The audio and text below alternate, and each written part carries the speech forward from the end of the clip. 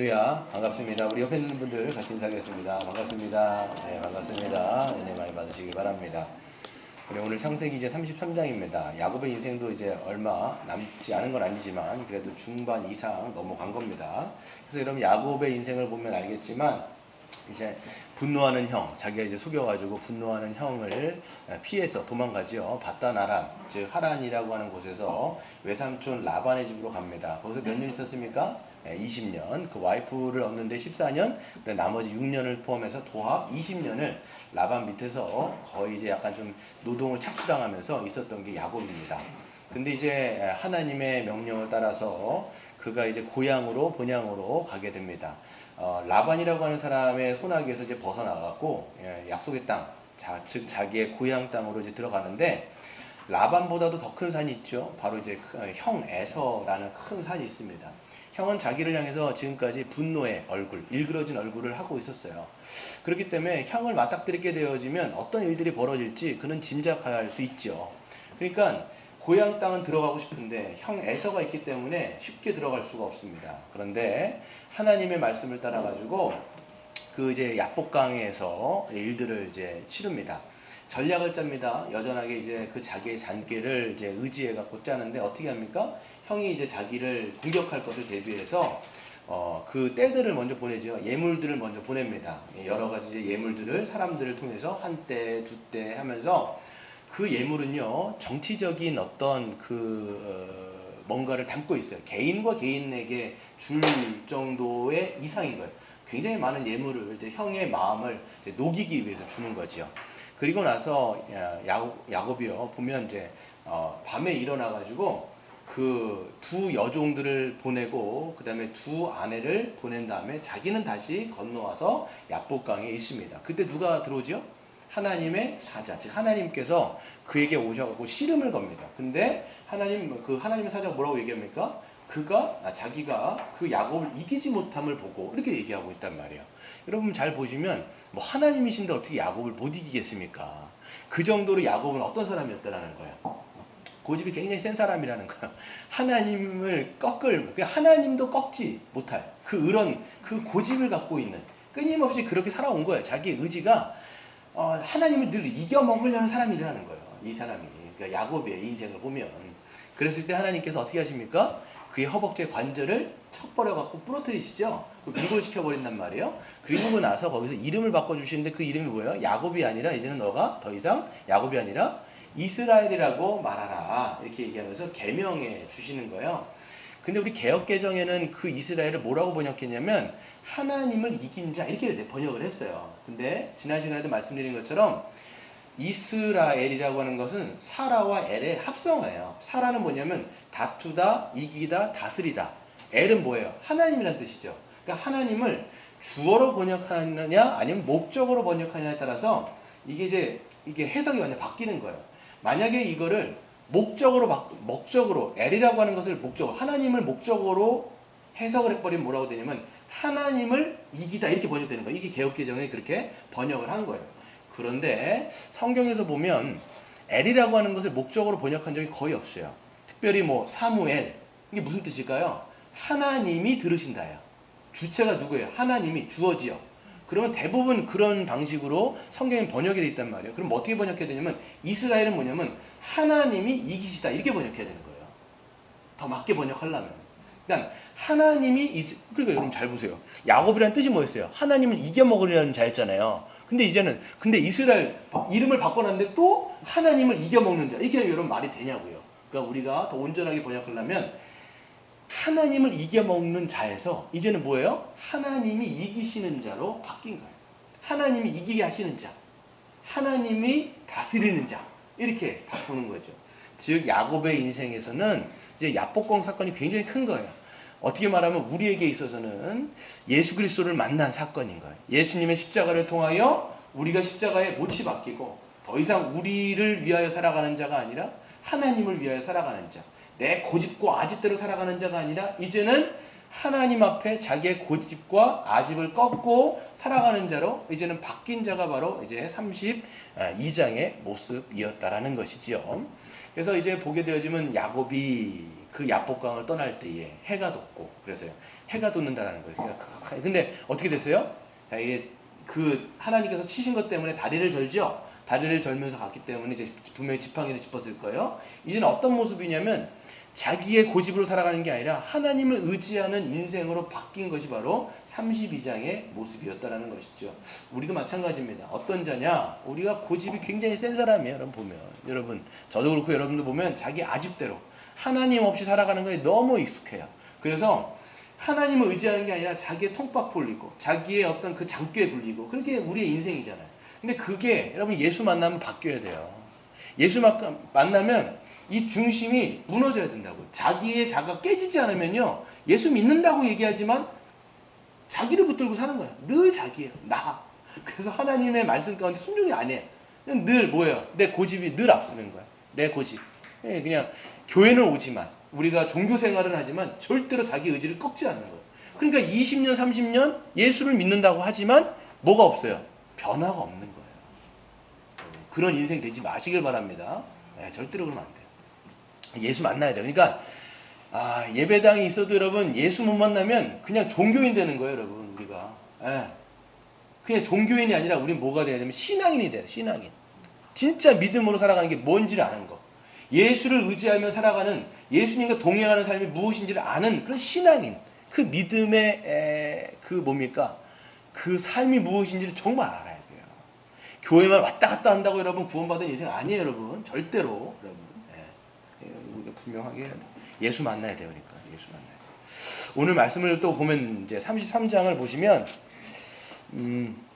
이제 하나님도 만났어요. 보게 돼요. 지금 그런데 33장은 이제 놀라운 이제 화해 모드가 있습니다. 아름다운 재회가 이제 33장에 나와 있는데 그게 뭐냐면 이제 하나님께서도 만나 주셨지만 이제 어떤 큰 산을 넘어야 되냐면 에서라고 하는 큰 산을 넘어야 되는 거예요. 에서라는.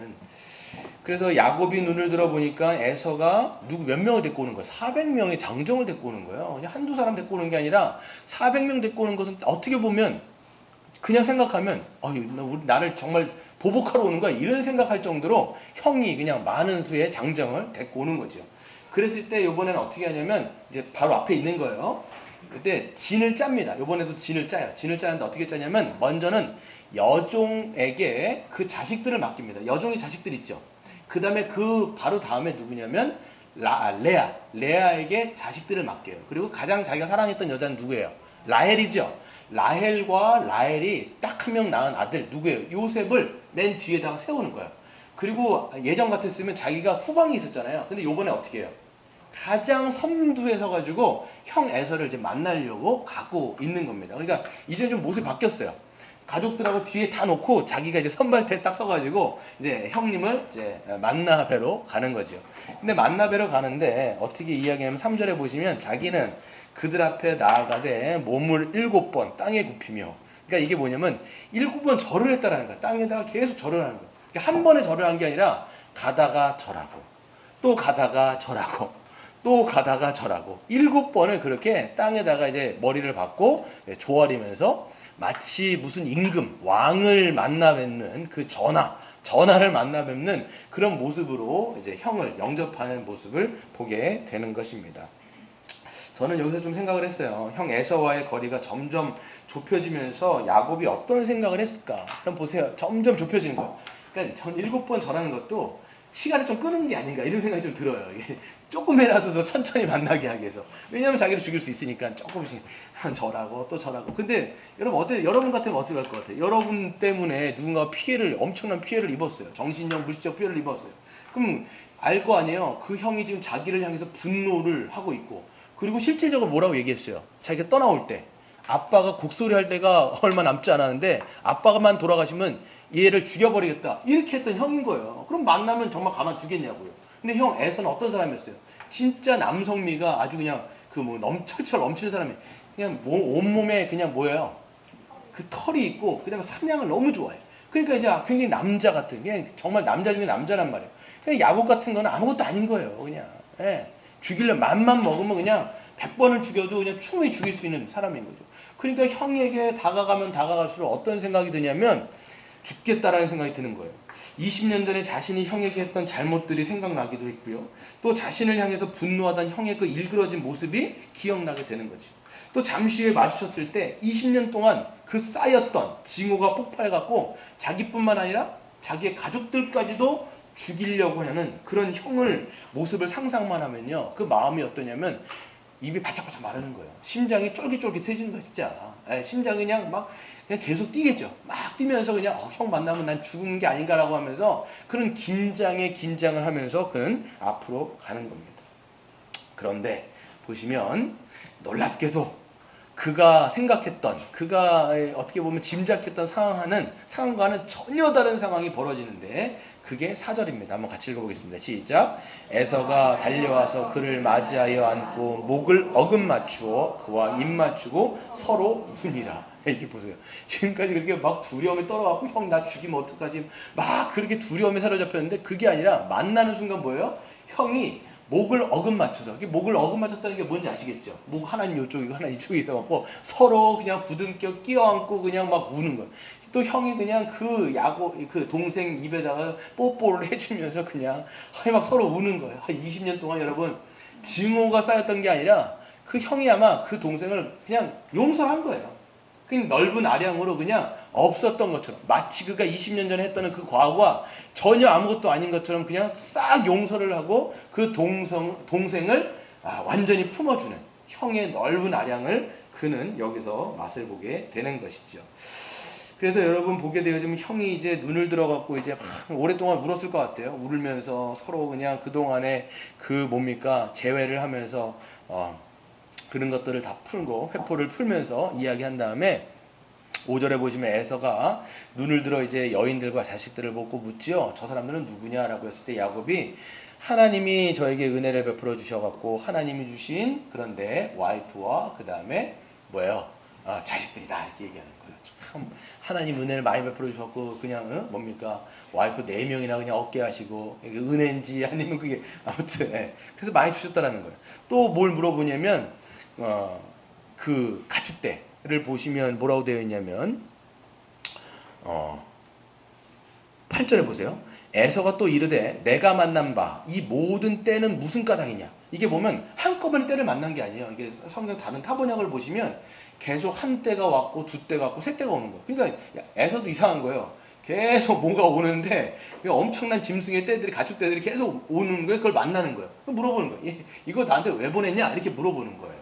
그랬을 때 야곱이 이야기하죠. 하나님이 나에게 너무 큰 은혜를 베풀어 주셔가지고 엄청난 큰 재물을 내가 얻었습니다. 그런데 내가 이것들을 정말 내가 형님 앞에 은혜를 입었으면 형님께서 여기서 보면 형이라는 얘기는 안 해요. 뭐라고 얘기해요? 주님이라고 막 얘기해요. 나의 주님이라고 이야기할 정도로 자기를 바짝 엎드립니다. 굉장히 바짝 엎드리면서 형님이 내가 형님한테 드리는 그 예물을 좀 받아달라고 이렇게 간청을 하는 모습을 보게 되는 것이죠. 근데도 불구하고 형이요 굉장히 남자예요. 형이 뭐라고 얘기하냐면 9절에 보면 에서가 이르되 내 동생아 나에게 있는 것도 족하다. 지금 에서도 부자인 거예요. 그걸 안 받아도 충분히 엄청난 많은 재물을 갖고 있는 에서도 부자인 거예요. 그러니까 나한테 있는 것도 족하다. 이거 그냥 너한테 넣어둬라. 너의 그냥 다시 집어넣어둬라. 이렇게 얘기했을 때 야곱은요 절대로 그냥 집어넣지 않습니다. 뭐라고 얘기하냐면 내가 정말 당신한테 주한테 은혜를 입었으면 이거를 꼭 받아달라고 얘기해요. 끝까지 간청해가지고 형님한테 이거를 드립니다. 그리고 이야기하는 게 뭐냐면 10절이 되게 중요한 건데 뭐라고 얘기하냐면 내가 형님의 얼굴을 배운즉 그런 거예요. 내가 형님의 얼굴을 배운즉 누구의 얼굴을 뵙는 것과 똑같다라는 거예요. 하나님의 얼굴을 본 것과 같사오며 형님도 나를 기뻐하십니다. 이렇게 이야기하는 거예요. 엄청난 얘기 아닙니까? 형님의 얼굴을 누구를 본 것 같다고 얘기하는 거예요. 하나님의 얼굴을 본 것 같다는 거예요. 근데 제가 처음에 이거를 읽었을 때 예전에도 제가 이게 야곱 파트를 읽었을 때는 참 이게 사탕 발리면 엄청 잘하는구나 이 사람이. 뭔가 이게 입에 침도 안 마르고 저렇게 형의 마음을 녹이기 위해서 저렇게 감언이설을 하면서 저렇게 이렇게 형의 마음을 자꾸만 이렇게 사로잡으려는 그 야곱의 잔꾀에 대해서 좀 생각을 했던 것 같아요. 예전에는 그렇게 읽었는데 오늘 이렇게 쭉 설교를 준비하다가 이걸 보니까 그리고 여러 가지 주석들을 보니까 이게 그냥 감언이설은 아닌 거예요. 지금 이게 진심을 담아가지고 형의 얼굴을 통해서 하나님의 얼굴을 보는 것처럼 보인다라고 하는 게 진짜인 거예요. 이게 진심 어린 얘기인 거예요. 진정성 있는 그런 말을 담아갖고 하는 것이지요. 왜 그러냐면 성경은요 지금 야곱의 심리를 굉장히 심층적으로 다루고 있다는 것을 우리는 읽어가면서 알 수 있어요. 특별히 야곱의 내면을 굉장히 많이 다루는 게 지금 창세기입니다. 근데 거기서 보게 되어지면 야곱이 두려워하고 있는 것은 누구예요? 형 에서예요. 그리고 형 에서가 자기에게 보복하는 것을 굉장히 지금 두려워하고 있는 거죠. 그런데 그 이면으로 들어가게 되어지면 형과 그 형에 대한 보복 이면에 더 깊은 뿌리가 있어요. 그게 뭐냐면 자기가 뭐 했어요? 속였죠. 자기가 죄를 졌단 말이에요. 형한테. 자기가 과오를 저질렀단 말이에요. 그렇기 때문에 그 이면에 들어가면 형으로부터의 보복이 아니라 자기가 했던 그 일에 대한 무엇인가로부터의 보복이라든지 어떤 심판에 대한 두려움을 그는 갖고 있는 거예요. 내가 했던 그 과오, 내가 했던 그 잘못, 내가 했던 그 죄에 대한 하나님에 대한 심판과 하나님에 대한 그 징계, 하나님에 대한 그 형벌, 그거를 무의식 가운데 이는 계속 갖고 20년을 산 거예요. 그게 그를요 계속 억누르고 있는 거예요. 그 인생을요 계속 억누르고 있는 거예요. 그가 했던 그 잘못에 20년 동안 그 사람은 계속 거기에 억눌려서 살고 있는 거예요. 여러분 인간은 무의식 가운데 뭘 갖고 있냐면 자신의 죄에 대한 심판과 진노에 대한 공포와 두려움을 갖고 있어요. 영화 하루라고 하는 영화를 보신 적이 있는지 모르겠는데 저는 봤는데 이정재랑 고소영이 이제 나왔던 되게 옛날 작품 2007년도에 나온 작품인데 거기서 보게 되어지면 어떤 내용이 있냐면 그 사람들이 이제 서로 사랑하고 결혼을 했어요. 그리고 아이가 안 생기는데 정확히 기억이 안 나는데 시험관인지 시술을 해서 이제 아이를 어렵게 갖습니다. 어렵게 갔는데 그 아이가 이제 초음파를 딱 했을 때 결국 어떻게 되냐면 문해중인 거예요. 뇌가 없는 아이로 판결이 된 거예요. 그러니까 얘는 의사가 얘기하는 거예요. 얘는 어차피 태어나자마자 죽는다. 어떻게 할 거냐? 지울 거냐 안 지울 거냐? 이런 얘기를 막 하는 모습이 거기서 나와요. 그랬을 때 고소영이 이제 그 이정재한테 어떤 얘기를 하냐면 울면서 여보 내가 과거에 어떤 그렇게 잘못을 했기에 나한테 이런 시련과 나에게 이런 고통이 있을까? 라고 얘기하면서 이정재한테 그 얘기를 하는 거예요. 그러니까 믿든 안 믿든 사람들의 의식 가운데 아니 무의식 가운데 뭐가 있냐면 자기가 했던 어떤 잘못에 대해서 자기가 했던 어떤 죄에 대해서 그 신적인 존재로부터의 어떤 그 심판과 형벌이 있다라는 것을 무의식으로 사람 갖고 있어요. 여러분 잘 생각해 보시면요. 정신분석학적으로도 보면요. 사람이 어떤 고통스러운 일들을 당할 때 혹은 여러분들이 어떤 수치스러운 일들을 여러분이 행했을 때 또 어떤 과오들이 있었을 때 그건 여러분을 고통스럽게 합니다. 근데 사람은요. 인간이 어떤 존재냐면 자기가 살기 위해서 그 자기의 고통스러운 일들을 어떻게 밀어내냐면 의식에서 무의식 세계로 자꾸만 집어넣는 경향이 있어요. 그건 여러분이 안 하려고 해도 스스로 돼버리는 거예요. 그러니까 여러분 이게 무의식이 아니라 원래는 이제 정신분석적으로 보면 비의식이라고 얘기하는 거예요. 의식하지 않는 세계로 자꾸만 지하실로 그걸 넣어버리는 거예요. 계속 넣어버리는 거예요. 근데 그 여러분 무의식 세계가 어떤 거냐면 처음에는 여러분 그 무의식 가운데 있는데 이게 어떤 일들만 탁 당하잖아요. 여러분 어떤 일들을 여러분이 딱 경험하잖아요. 그게 특별히 안 좋은 일들 있잖아요. 어떤 시련을 딱 당하게 되어지면 그 무의식 세계에 있던 것들이 의식 세계로 싹 올라오는 거예요. 그래서 고소영이 이야기한 것처럼 내가 어떤 잘못을 했길래 내가 이런 고통을 당하나 탁 의식 세계로 이것이 튀어나와 버리는 거예요. 저나 여러분도 마찬가지일 거예요. 우리는요 알게 모르게요 이런 게 있어요. 내가 잘못한 거 지금 우리가 생각할 때도 내가 예전에 생각했던 모든 잘못들이라든지 과오들이라든지 죄들이 생각나면서 그거에 대한 공포와 그거에 대한 두려움을 다 갖고 있단 말이에요. 그게 바로 야곱의 인생이었다는 거예요. 야곱의 인생. 야곱도 마찬가지죠. 야곱과 과거의 형과 아버지를 속여서 장자권을 빼앗은 기억이 생생합니다. 그는 그 일 때문에 증오심에 불타오르는 일그러진 형의 얼굴도 기억이 생생해요. 이렇게 화가 나서 일그러진 형의 얼굴이 그의 마음에 들어와 있는 거예요. 그리고 20년 동안 그의 뇌리에서 떠나지 않고 맴돌면서 끊임없이 그의 삶을 괴롭혔던 거예요. 그래서 형의 일그러진 얼굴이 떠올 때마다 자신의 과거가 생각이 나기도 하고 이 일 때문에 언젠가는 그 죄값을 내가 치르고 심판을 받을 것이라고 하는 그 두려움과 공포에 사로잡히는 것이 바로 이 야곱의 인생이었습니다. 즉 화가 나서 일그러진 형의 얼굴은 결국 누구의 얼굴로 투사가 되었냐면 하나님의 얼굴로 투사가 되어 있는 거예요. 그래서 실제적으로도 외삼촌에게 그렇게 다 보복을 그 외삼촌에게 라반에게 늘 당했잖아요. 당할 때마다 어떤 마음이 들었냐면 아마 야곱은 이랬을 거예요. 내가 아마 과거에 형한테 이게 잘못해갖고 내가 지금 이렇게 당하는 거구나. 그렇잖아요. 자기랑 엄마랑 형을 속여갖고 형과 아버지를 속인 것처럼 누구한테 당한 거예요. 요번에는 아버지와 첫째 딸이 요번엔 자기를 속였단 말이에요. 똑같이 당하는구나. 늘 이런 마음 가운데 하나님은 자기를 저주한다고 생각하고 형의 그 일그러진 얼굴을 생각할 때마다 누구의 얼굴이 떠오르는 거예요? 하나님의 얼굴이 떠오르는 거예요. 하나님도 자기에게 그렇게 대하신다. 하나님도 나를 그렇게 보신다라는 얼굴로 계속 그게 보이는 거예요. 야곱의 마음 가운데 그 무의식 세계 가운데 하나님의 얼굴이 그렇게 투사되어 있는 거라는 것이죠. 근데 여러분 보게 되어지면 이번 이 33장이 중요한 순간이 바로 뭐냐면 형의 얼굴을 대면하는 시기가 온 거예요. 자기를 향해서 어떤 인상을 쓰고 있어요. 인상을 그리고 있는 거예요. 항상 형을 떠오를 때마다 형은 어떤 인상일까요? 야곱에게 있어서 일그러진 인상인가? 저 새끼 죽여버려야 되겠다. 근데 그 형의 얼굴은 또 그 이면에는 누구의 얼굴인 거예요? 하나님의 얼굴인 거예요. 자기에 대해서 끊임없이 분노하는 하나님. 근데 분노할 줄 알았던 그 형을 만나자마자 어떤 일이 벌어졌어요? 형이 모든 것을 용서해버린 거예요, 지금. 그래서 그렇게 일그러졌던 형의 얼굴이 확 바뀌면서 자기를 향하여 환한 미소를 띄우는 그 형의 모습으로 순간 바뀐 거예요, 이게. 그러면 여러분 누구의 얼굴이 바뀌었을까요? 하나님의 얼굴도 바뀐 거예요. 그러니까 여러분 이 지금 고백이요, 진심 어린 고백이라는 거예요, 이게 지금. 늘 형의 얼굴을 떠올릴 때마다 막 화가 나고 분노하고 자기를 향해서 증오했던 그 형의 얼굴이 이제는 자기를 향해서 만면의 미소를 띄우면서 그를 품에 안고 그를 받아주고 그를 정말 영접하는 그런 형의 모습.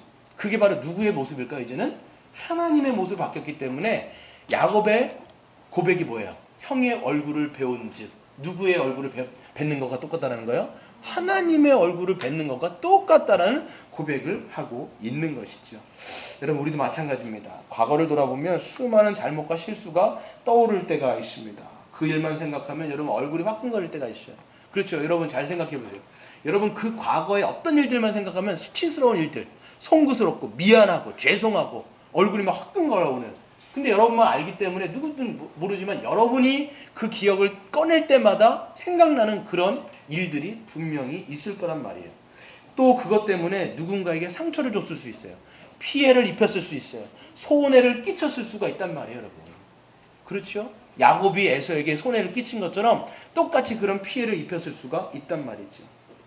그렇기 때문에 그 사람들의 일그러진 얼굴이 떠오르는 동시에 그 죄에 대해서 불쾌하게 생각하시는 하나님의 일그러진 얼굴도 함께 떠오르는 것이 여러분의 의식과 무의식 가운데 분명히 있을 것입니다. 이렇듯 우리에게는 무의식 가운데 나의 죄에 대해서 일그러진 하나님이 투사가 되어 있어요.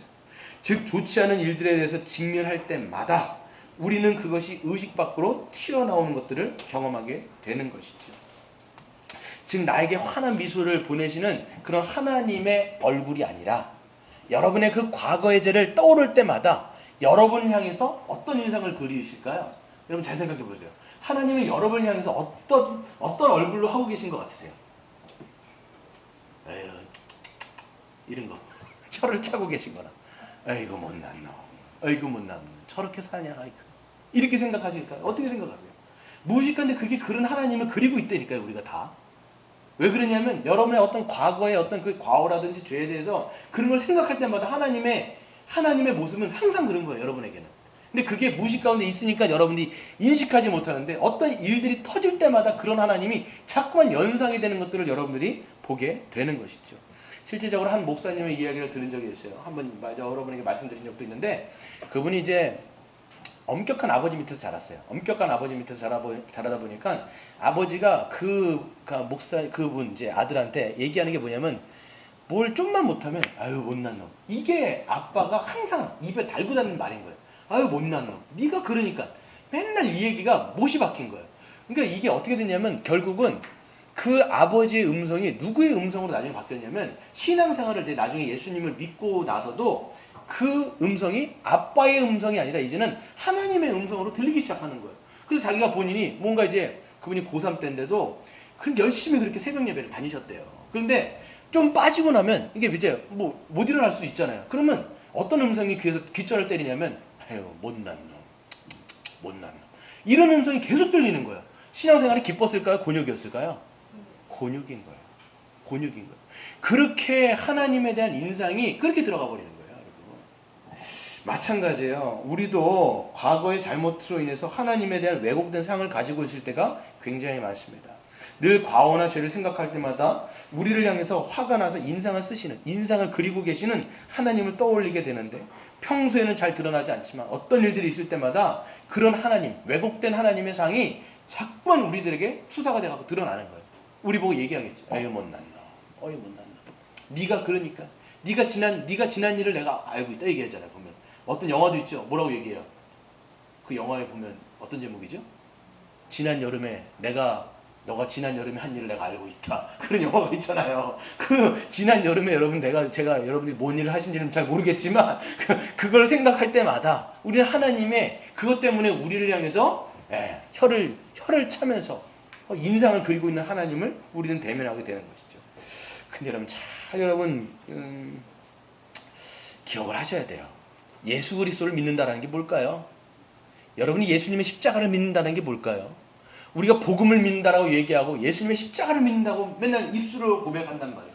예수님의 십자가를 믿고 우리가 그리스도와 연합되어져서 그리스도와 함께 있다는 게 뭘까요? 이걸 여러분 분명하게 아시고 분명하게 믿으셔야 된다는 거예요. 여러분 우리가 예수님 밖에 있었을 때는요. 우리 복음의 기초에서 보면 예수님 안에 있는 게 아니라 예수님 밖에 있었을 때는 누구 안에 있는 거냐면 율법 안에 있는 거예요. 율법 아래. 율법은 여러분에게 자꾸만 뭐를 할까요? 정죄하는 거예요. 그게 뭐냐면 율법은 우리에게 조항이요 613가지라고 말씀드렸잖아요. 그 조항을 쫙 들이대면서 뭐라고 얘기하냐면 너 왜 그거 안 했냐 얘기하는 거예요. 너 또 왜 그거 어겼냐 하고 얘기하는 거예요. 10계명만 얘기를 해봐도 여러분 우리가 얼마나 많이 어기는지 알 수 있잖아요. 10계명을 보세요. 그게 여러분 우리의 행동만이 아니라 우리의 마음속까지 우리의 생각 속까지 이게 여러분 확 들어와 버리면요. 우리는 그것을 다 지킬 수가 있어요 없어요? 못 지키잖아요. 그러니까 자꾸만 율법이 갖다 들이대면요. 우리는 거기서 움츠러들 수밖에 없고 정죄당하는 거예요. 아 그렇지 내가 또 오늘 하나님의 말씀을 깼구나. 또 내가 순종하지 못하고 또 내가 이거 하나님의 그 음성을 어겼구나. 계속 이러는 거예요. 그러니까 자유함이 있어요 없어요? 그 율법의 정죄를 당하게 될 때마다 그 정죄를 당할 때 될 때마다 하나님이 여러분을 향한 얼굴은 어떠실 것 같으세요? 일그러져 있는 거예요. 에이 그 못난 놈. 너 또 그거 어겼냐? 또 그거 깼냐? 아유 너는 천벌을 받아 마땅하다. 계속 하나님께서 그걸 막 쓰시는 거란 말이에요. 인상 쓰신단 말이에요. 그럼 여러분 신앙 가운데 뭐가 자유함이 어디 있겠냐고요. 그런데 여러분 우리가 십자가를 믿는다라는 거 예수님의 복음을 믿는다는 건 뭐냐면 이제는 율법 안에 갇혀있는 게 아니라 이제 누구 안에 들어간 거예요? 예수 그리스도. 근데 그 예수님은 어떤 분이세요? 우리를 위해서 모든 율법을 다 지키시고 성취하신 예수님인 거예요. 그렇기 때문에 그리스도 안에 여러분 로마서 8장 1절 제가 너무나 좋아하는 구절인데 그러므로 이제 그리스도 안에 있는 자들에게는 뭐가 없다? 정죄함이 없나니 No more condemnation. 더 이상 정죄가 없는 거예요. 왜? 이제는 율법에 대해서 죽었다고요 여러분이. 누가 죽었기 때문에? 예수님이 그 십자가에서 율법에서 죽었기 때문에 골로새서 2장 14절에 보면요. 우리를 불리하게 만드는 그 율법의 조항을 예수님이 십자가로 다 갈기갈기 찢어버렸어요. 그럼 율법은 우리에게 요구할 수 있어요 없어요? 더 이상 없어요. 그래서 여러분 기억하셔야 된다고요. 그러니까 그리스도 안에 있으면 더 이상 정죄함이 없나니 그리스도 안에 있으면 이제는 율법이 여러분을 정죄할 수 없을 뿐만 아니라 이제는 그리스도 안에 있기 때문에 하나님이 여러분을 어떻게 보시느냐 이 하나님에 대한 그 인상을 바꾸시라고요. 어떻게 보실까요 이제? 그리스도 안에 있는 자는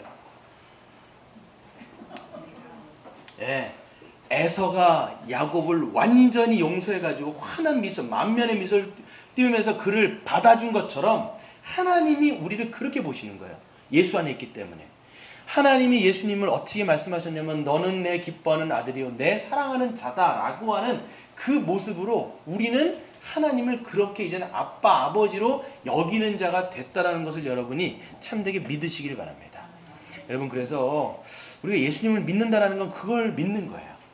그러니까 자꾸만 우리는 뭐를 수정하셔야 되냐면 하나님에 대한 왜곡된 상이 있어요.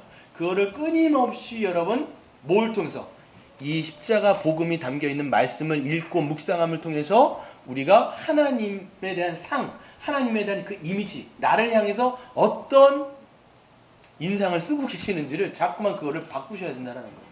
또 한 가지는 뭐냐면 여러분 스스로가 자기를 용서하셔야 돼요. 이해가 되시나요? 하나님은 여러분을 용서하셨어요. 근데 어떤 부분들은요, 여러분 스스로가 여러분을 용서하지 못하는 부분이 있는 거예요. 하나님은 용서하셨는데. 그렇기 때문에 내가 나를 용서 못했기 때문에 우리는 하나님에 대해서도 그렇게 착각하는 거예요. 이런 부분들은 하나님께서 나를 용서하지 않으셨을 거야. 그렇기 때문에 하나님은 나를 향해서 여전히 인상 쓰고 계셔. 이렇게 돼버리는 거예요. 근데 여러분, 하나님이 용서하셨으면 여러분도 용서하시는 게 믿음이요. 그것이 순종인 줄 믿으시길 바랍니다. 아멘. 두 번째 여러분 얘기 한번 해볼게요. 두 번째를 보게 되시면 야곱은 형 에서의 용서와 환대를 통해서 평생토록 자신을 짓누르고 있었던 죄에 대한 보복과 두려움과 공포에서 해방이 되었습니다. 그렇기 때문에 그가 형 에서에게 예물을 드리는 것은 더 이상 뭐가 아니에요. 그냥 그 전략적인 그런 방식이 아닌 거죠. 굳이 막 형 안 받겠다고 얘기하잖아요. 나도 조카니까 너 넣어둬라. 근데도 불구하고 간청해요. 아주 강권해가지고 결국은 그 예물을 드리는 야곱을 보게 됐죠. 그랬을 때 이거는요 뭐냐면 형 에서가 자신을 용서하고 받아준 거에 대해서 죄송한 마음과 감사한 마음이 굉장히 컸다라는 것들을 우리는 보고 알 수 있는 것입니다. 그렇기 때문에 끝까지 받지 않으려고 하는 형에게 그것을 강권하여 예물을 준 것입니다. 우리는 여기서 야곱은 과거의 잘못으로 형에게 분명한 뭘 끼쳤어요? 손해를 끼쳤어요. 그렇죠? 정신적으로든 물질적으로든 분명하게 손해를 끼친 게 맞습니다. 근데 야곱은 형의 넓은 아량으로 용서를 받았고 이것을 통해서 하나님의 용서까지 경험하게 된 것입니다. 하지만 그는 용서받은 것에서 그치지 않고 자신을 용서해준 형과의 더 온전한 화목을 위해서 정신적이건 물질적이건 그가 입힌 피해를 보상해 주고 있는 거예요. 그냥 넘어가지 않고 있습니다.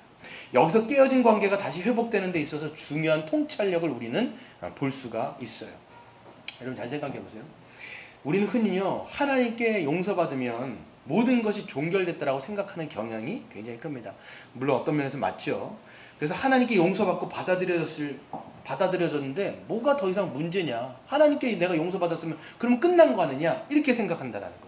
근데 만일 여러분이 누군가에게 정신적으로든 혹은 물질적으로든 피해를 입히거나 손해를 끼쳤다면 그것을 그냥 덮고 넘어가는 것은 만약에 그것을 덮고 지나갈 때는 문제가 된다라는 거예요. 여러분 영화 이제 밀양을 보게 되어지면 거기서 여러분 그 내용 아시죠? 밀양에서 보면 그 신혜라고 하는 전도연이 이제 맡았는데 그 전도연이 거기서 어떻게 합니까? 남편하고 사별을 해요. 남편이 죽어가지고 아마 남편 고향으로 밀양이라는 곳으로 이제 이사를 가는데 혼자 가는 게 아니라 누구랑 같이 가요? 아들 단 하나밖에 없는 자기에게는 전부인 거예요. 그 아들을 데리고 이제 남편 고향으로 가서 삽니다. 근데 거기서 보게 되어지면 아마 웅변 학원 원장인가가 돈 때문에 아들을 유괴해가지고 아들을 어떻게 해요? 죽여버리잖아요. 단 하나밖에 없는 아들을 죽인단 말이에요. 그래갖고 이 전도연에게 있어서 하나밖에 없는 아들이기 때문에 엄청난 그 멘탈을 이렇게 충격을 받는 거예요. 너무 큰 충격인 거죠. 그러니까 그게 삶이 지탱할 수 없을 정도로 고통적인 삶을 살다가 극적으로 이제 교회에서 집회를 하게 되는데 그 집회에 가서 예수님을 영접하게 되고 신앙생활을 그가 하게 됩니다. 근데 이제 신앙생활을 하다가 보니까 이제 계속 듣는 얘기가 뭐냐면 예수님의 그 사랑으로 용서하라는 얘기를 막 듣는 거예요. 그래서 이 사람이 큰 결심을 해요. 어떤 결심을 하냐면 자기의 아들을 죽였던 그 범죄자 있잖아요. 그 학원 원장을 용서하려고 하는 마음을 갖게 되는 거예요. 근데 주변에서 만류합니다. 그렇게 하지 말아라. 막 하는데도 불구하고 결심한 걸 가지고 실질적으로 믿음으로 이행을 하는 거예요. 그래서 그 범죄자가 있는 그 구치소에 가가지고 그 감옥에 가가지고 그 죄수하고 대면을 하는 거예요. 대면을 하는데 막 쭉 얘기를 해요. 전도연이 거기서 이제 뭐 예수님 얘기를 하면서 예수님의 사랑을 전하러 왔습니다. 이런 얘기를 하는데 그 범죄자가 하는 얘기가 뭐냐면 아 감사하다고 얘기해요. 다행이군요. 뭐 이런 어디는 감사하군요. 이렇게 얘기하면서 뭐라고 얘기냐면 나도 하나님을 믿고 참된 평화를 누리고 있습니다. 이렇게 얘기를 하는 거예요. 전도인이 뭐라고 해요? 나중에 보면 전도인이 뭐라고 얘기냐면 나는 용서도 하지 않았는데 지가 뭔데 이미 용서받고 그렇게 평강을 누리냐고 하면서 돌아버려요. 왜 돌아버렸을까요? 왜 돌아버렸을까요? 전도연이. 자기는 용서 안 했거든요. 자기는 용서 안 한 거예요. 근데 자기는 하나님을 믿는 것 때문에 모든 걸 용서받았고, 물론 용서받을 수 있죠. 여러분 어떤 죄도 여러분 다 하나님께 용서받을 수 있어요. 근데 그 하나님께 용서받은 자라면, 그가 정말 하나님께 용서받았던 자라면 그 전도연한테 어떻게 써야 될까요? 죽을 죄를 졌더라고 평생을 아마 회개하면서 살아야 되는 게 용서받은 거에 어떤 그 믿음의 증거가 맞을 거예요. 근데 자기는 하나님께 용서받았다고 땡! 끝인 거예요. 그러니까 전도연이 돌아버리는 거예요. 자기는 용서도 하지 않았는데 어떻게 저렇게 이야기를 할 수 있을까라고 하면서 얘기를 하는 거죠. 이렇게 여러분 우리는 이렇게 하나님이 자신을 용서해 주셨기 때문에 모든 것이 끝났다 혹은 해결되었다라는 식으로 문제를 종결지어 버립니다. 하지만 성경은 그렇지가 않습니다. 우리가 하나님께 용서받고 그분의 자녀로 받아들였다는 증거는 다른 사람들과의 화목을 얼마나 도모하는가로 또한 드러나게 됩니다. 만일 그 범인이 하나님께 참된 용서를 받았다면 자신이 엄청나게 피해를 끼친 그 사람에게 평생을 참여하면서 그녀에게 용서를 구하는 것이 옳았을 거예요. 여러분 구약의 율법을 보면 배상법이라고 하는 게 나옵니다. 배상법은 누구냐면 즉 누군가에게 실질적인 피해나 손해를 입혔을 경우에 하나님께 드리는 제사로 끝나는 것이 아니라 실제로 그 사람에게 배상을 하여 그 관계를 회복하는데 힘을 쏟는 것을 보게 되어집니다. 출애굽기 22장을 보게 되어지면 이렇게 말씀하고 있어요. 사람이 소나 양을 도둑질하여서 잡거나 팔면 그는 소 한 마리에 소 5마리로 갚고 양 한 마리에 4마리로 갚을지니라. 도둑질한 것이 살아 그의 손에 있으면 소나 낙이나 양을 막론하고 갑절로 배상할 것이다 라고 이야기하고 있어요. 여러분 여러분 이게 보면 우리가 누군가에게 손해를 끼치고 피해를 입혔어요. 그러면 관계가 깨질까요? 안 깨질까요? 관계가 이미 깨집니다. 근데 여러분 그 관계를 회복하는 건 쉬울까요? 어려울까요? 쉽지가 않은 거예요. 한번 물이 엎질러지면요 이거를 도로 담기가 쉽지가 않은 거예요. 그렇기 때문에 성경에서도 보면 뭐라고 얘기하냐면 그 깨어진 관계를 회복하기 위해서는 갑절의 에너지가 든다라는 거예요. 그것을 하라는 거예요? 말라라는 거예요? 하라는 거예요. 하나님께 구원받은 하나님과 화목하게 되어진 자는요 그렇기 때문에 깨어진 관계 가운데 이것을 도모하기 위해서 굉장히 애를 쓰는 모습을 보게 되는 거죠. 야곱도 마찬가지입니다. 하나님께 여러분 은혜를 받고 하나님과 온전한 관계를 입었을 뿐만 아니라 형과의 관계도 회복이 된 건 맞아요. 그런데도 불구하고 형이 어떻게 합니까? 자기가 형에게 정신적으로든 물질적으로든 끼쳤던 거에 대해서는 뭐를 하고 있어요? 그거에 대해서 보상을 해주고 있는 거예요. 그 관계를 더 회복하게 하기 위해서. 물론 여러분 우리가 하나님과의 관계 가운데 깨어진 것은 하나님께 뭔가를 할 게 없어요. 왜? 그건 다 누가 하신 거예요? 예수님께서 다 끝장내신 거기 때문에 우리는 하나님께 뭔가를 더하거나 뺄 게 없다는 거예요. 그런데 우리가 누군가의 관계에서 있어서 피해를 끼쳤다면 그거는 어떻게 하는 거예요? 여전히 그 관계를 회복하기 위해서 우리는 최선의 노력들을 분명히 해야 하는 것이죠. 누가복음 19장에서도 보면요. 삭개오라는 사람을 통해서 우리는 이 이야기를 알 수 있습니다. 누가복음 19장에서 보면 어떤 사람이 나와요? 삭개오가 나오죠. 삭개오는 어떤 사람이었어요? 세리장이었습니다. 그 당시에 세리라고 하면요. 그 동족의 혈세를 빨아먹는 거예요. 그러니까 누구에게 그 보냄을 받았냐면 로마로부터 이 이스라엘에 이제 뭐 어떻게 보면 이제 파견을 받은 거죠. 그럼 거기서 뭘 하냐면 동족 이스라엘 백성들의 혈세, 그 뭡니까? 그 세금을 착취해가지고 자기의 배를 불리는, 그러니까 몇 배를 받는 거예요, 이 사람은. 근데 이 사람이 세리가 아니라 뭐예요? 세리장인 거예요. 여러분, 세리장이란 뭐예요? 세리 중에 우두머리를 얘기하는 거죠. 그럼 여러분, 세리가 그 당시에 엄청나게 그 이스라엘 백성, 동족들로부터 비난받고 손가락질 당하는 그런 사람이라면 세리장이라면 어땠을까요? 엄청난 핍박이 아니라 사람들이 뒤에서 수근수근 하는 거예요. 아유 저는 저런 그 매국노 같은 놈. 계속 그런 이야기를 당하는 게 이 삭개오였다는 거죠. 그러니까 이 사람은요, 돈이 많아요. 돈이 많은데 뭐가 이 영적인 갈급함이 해결이 안 되는 거예요. 돈이 있지만 영적으로 자기의 그 공허감인가 그 이 해결이 안 되기 때문에 이 삶 속에서 삶의 무기력 가운데 살던 그 가운데 누가 이제 오신다는 소문이 들어요. 바로 예수님이 자기의 동네에 오신다는 소문을 듣고 귀가 번쩍 뜨입니다. 그래서 어떤 생각이 드냐면, 저 예수님만 만나면, 내가 저 예수님만 내 인생에 만나기만 하면 내 안에 있는 이 영적인 그 갈급함이 분명히 해결될 거라고 하는 그런 아련한 믿음이 마음속에 있는 거예요. 그래갖고 이제 예수님이 왔다는 소문을 듣고 이제 동네에 가보는데 사람들이 많거든요. 엄청나게 많이 이제 인산인해를 이제 이루고 있으니까 그가 어떻게 합니까? 예수님을 보기 위해서 뽕나무 위로 올라가는 거예요. 예수님을 보기 위해서. 근데 예수님을 보기 위해서 먼저 올라갔는데 예수님이 지나가시다가 먼저 그를 보시면서 그를 만나 주시죠. 뭐라고 이야기합니까? 삭개오야, 내려와라. 내려와라. 내가 너희 집에서 유하여야 되겠다. 머물러야 되겠다라고 하면서 예수님이 그런 엄청난 이야기를 해주시는 거죠. 자기를 아는 것도 놀라우는데 자기 집에서 머무르신다고 하니까 얼마나 큰 은혜를 받은 거예요. 뿐만 아니라 예수님께서 뭐라고 말씀하세요? 이 사람도, 이 세리 같은 자도 뭐예요? 사람들의 비난을 받고 죄인 중에 괴수라고 하는 그런 아주 비난을 받은 저 세리 같은 놈도 예수님 뭐라고 말씀하세요? 아브라함의 자녀가 될 수 있다. 아브라함의 자녀임이 틀림없다라고 주님께서 이런 선언을 말씀해 주시는 거죠. 그렇게 여러분 보게 되어 주시면 이 삭개오는요, 예수님을 만난 것 때문에 모든 영적인 문제가 해결된 거예요. 자기의 죄 문제도 해결되어지고 하나님을 만났기 때문에 모든 영적인 문제가 해결되었어요. 그랬으면 땡인 거잖아요. 그랬으면 다 해결돼야 되잖아요. 근데 뭐라고 얘기해요? 거기서 뭐라고 얘기해요?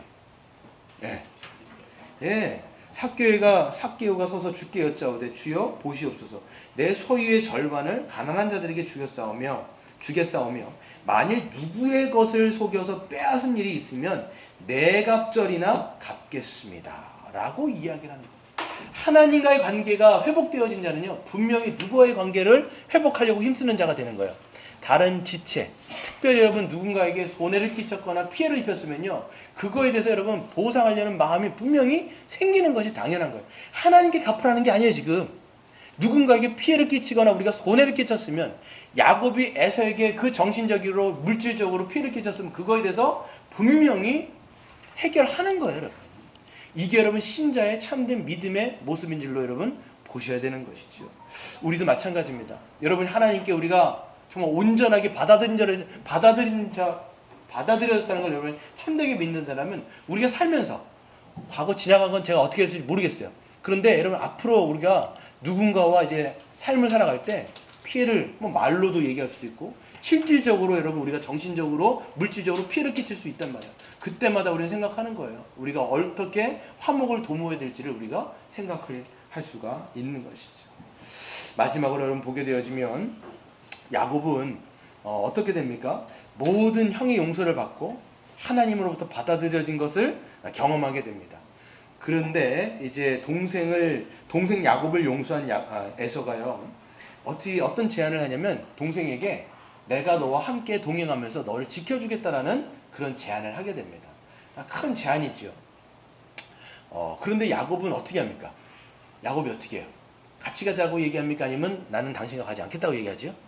거절을 해요. 보게 되어지면 말도 안 되는 변명을 하면서 뭐라고 얘기하냐면, 그 형하고 같이 가면 형이 그냥 막 세게 달릴 텐데, 그 말을 막 세게 달릴 텐데, 그렇게 하면 우리 자식들도 그렇고 우리 그 가축들도 그렇고 하루만 세게 보면 다 죽을 겁니다. 이렇게 말도 안 되는 변명을 하면서 같이 가지 않으려고 합니다. 그런데 형이 뭐라고 얘기했냐면, 그러면 내가 좋다. 같이 가지 말고 내가 한 몇 명, 내 종 중에 몇 명을 붙여줄 테니까 같이 가자. 내가 너희 가족들을 보호하고 안전하게 아버지가 있는 땅으로 내가 인도해 주겠다라고 얘기합니다. 그럼에도 불구하고 야곱은요, 또 말도 안 되는 변명을 해가지고 형하고 같이 가지 않으려는 모습을 보여주게 됩니다. 저는 여기서 볼 때 야곱은요, 형하고 좀 거리를 띄우려고 하는 생각이 있는 거예요. 저는 여기서 야곱하고 에서가 굉장히 좀 달라 보여요. 형은 굉장히 큰 아량을 갖고 있어요. 어떻게 해서든지 그 용서한 동생하고 화목을 이루면서 살려고 하는 모습을 보이는데, 오히려 야곱은요 여전히 설익은 그런 아직까지 다듬어지지 않는 인격과 성품을 그대로 표현하고 있는 것이 아닌가라는 생각을 하게 됩니다. 그러니까 여러분, 우리가 구원받았다 할지라도, 예수님의 십자가로 구원받고 하나님의 참된 백성이 됐다 할지라도 우리의 인격이 여전히 좀 뭐하다라는 거예요. 부족한 점들이 참 많다라는 거예요. 야곱을 보면서 이것을 하나님께서는 야곱을 쭉 다뤄가시는 모습으로 이제는 뭐 내 다음 주에서도 우리가 살펴보겠지만 이런 모습을 보게 됩니다. 또 여기서 보게 되어지면, 제가 어제 제 주석들을 몇 가지 좀 찾아봤는데, 실질적으로 형 에서는 어디로 갑니까? 자기가 왔던 자기 집 세일로 들어갑니다. 야복강에서 세일까지는 거리가 몇 킬로냐면 150킬로인 거예요.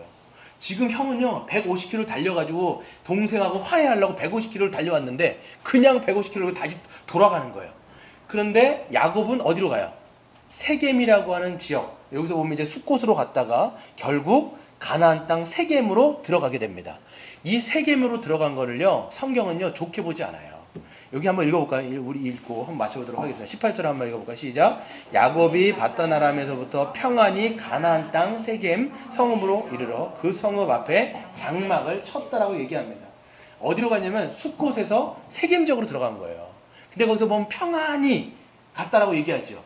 근데 그게 원래 어디 쓰여있는 워딩이냐면 창세기 28장에 보면 야곱이 밧단 아람으로 도망갈 때 28장에서 누가 만나주세요? 하나님이 임재하시면서 사닥다리 가운데 만나주신단 말이에요. 그랬을 때 그 루스라고 하는 지역을 야곱은 뭐라고 명명합니까? 베델, 하나님의 집이라고 하는 이름으로 명명을 한 다음에 하나님 앞에 이렇게 서원을 합니다. 하나님, 나에게 다시 아버지가 계시는 땅으로 돌아오게 하시면, 그리고 내가 돌아올 때까지 하나님께서 저에게 입을 것과 마실 것과 먹을 것을 주시면, 온전하게 내가 평안히 돌아오게 하시면, 거기서 보면 평안히 이 땅에 돌아오게 하시면 뭐라고 얘기해요? 내가 가지고 있는 모든 전 재산의 10분의 1을 주님께 드리겠습니다 라고 이야기를 하는 거예요. 그러면 이 사람이 돌아와야 되는 곳은 어디예요? 베델이라고 하는 지역으로 돌아오는 게 맞다라는 거예요. 그리고 35장에 보면 하나님도 말씀하시죠. 너는 베델으로 올라가라고 얘기하시는 거예요. 누군가는 이거를 뭐라고까지 얘기하냐면, 지금 야곱이 이 세겜 땅으로 간 것은 롯 있죠. 롯. 아브라함의 조카 롯이 그 가나안 땅을 벗어나서 어디로? 소돔 땅으로 들어간 것과 똑같을 정도로 굉장히 부정적으로 그리고 있는 것을 우리는 보게 되는 것이죠. 여러분, 우리가 구원받았다 할지라도 하나님의 뜻에 아리까리할 때가 참 많아요. 그렇죠? 여러분, 구원받는다고 여러분 하나님의 뜻 다 알아요, 몰라요? 우리 몰라요. 어떤 게 하나님의 뜻인지 잘 모르고 우리가 마음대로 막 행할 때도 굉장히 많단 말이에요. 우리의 목적지는 베델인데 그 베델이 아니라 어디로 자꾸만 가려고 하는 거예요. 세겜이라고 하는 이방 세계에 자꾸만 우리가 눈독을 들이고 거기 가려고 한단 말이에요. 그래서 나중에 34장에 보면요, 야곱의 딸 누가 있어요? 디나라는 딸이 있잖아요. 한 명 딸이 있는데 그 디나라는 그 아이가 그 세겜에 있는 여자아이들을 보려고 그 문화에 들어갔을 때 뭘 당하게 되면 강간을 당하게 됩니다. 그러면서 큰일이 벌어지는 게 34장인 거예요. 그럼에도 불구하고 하나님께서는 그 야곱의 인생을 자꾸만 어떻게 하나님의 성품으로 빚어가시는 주님의 그 인도하심을 보게 되는 것이죠. 네. 끝. 예, 우리 다음 주 연결해서 보도록 하겠습니다.